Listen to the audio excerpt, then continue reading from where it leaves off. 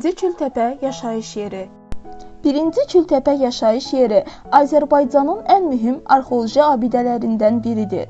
Eramızdan əvvəl 6. Birinci minilliklərin tarix və mədəniyyət abidəsi kimi dövlət tərəfindən qorunur. Dünya sivilizasiyasının ilkin dövrlərinin yadigarlarından olan Birinci Kültəpə abidəsi Naxçıvan Muxtar Respublikasında aşkar olunan ən qədim yaşayış məskənlərindəndir.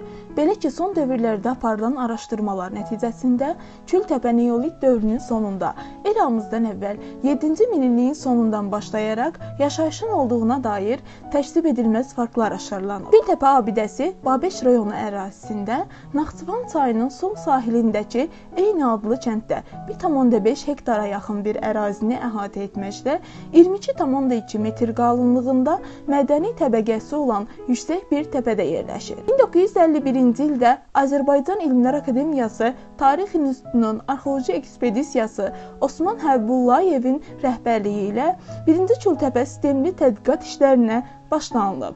Ümumiyyətlə, Kültəpə stenoqrafiyasına görə Enolit, Erkən Tunc, Orta Tunc və Son Tunc dövrlərini əhatə edən çox nadir abidələrdən biridir.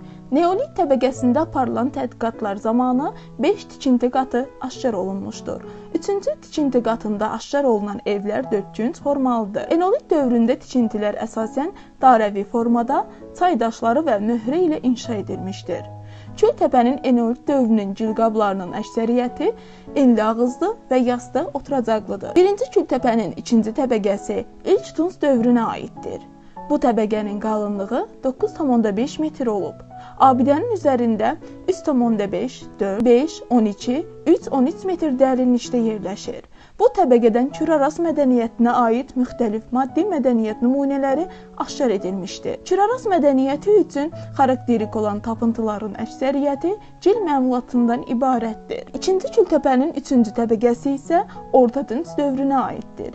Burada çiy kərpicdən hörülmüş, dördkünc formalı evlərə məxsus divar qalıqları, monoxrom və poloxrom gil qablar, daş alətlər və yalnız bir ədəd tunc əşya tapılmışdır.